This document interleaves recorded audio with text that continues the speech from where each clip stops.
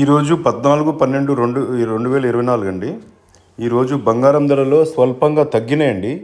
నిన్న చాలా వరకు తగ్గినాయి. ఇవాళ ఇంకా కొంచెం తగ్గించారు. సో మనకి నైట్ అంతా మనకు మార్నింగ్ టైంలో టైంలోనో ఇండియా యొక్క బులియన్ వాళ్ళ మార్కెట్ నడుస్తుంది. నైట్లో ఇంటర్నేషనల్ బులియన్ వాళ్ళ మార్కెట్ నడుస్తుంది కాబట్టి ఇంకొంచెం తగ్గిందండి. సో 22 క్యారెట్ అనేది వన్ నేషన్ వన్ రేటు. 7,140 గ్రామ్కి, అంటే గ్రామ్కి 90 రూపాయలు తగ్గిందండి. అంటే 100 గ్రాములకు వచ్చి 9,000. 8 గ్రాములు 10 గ్రాముల రేటు పైన ఇచ్చామండి.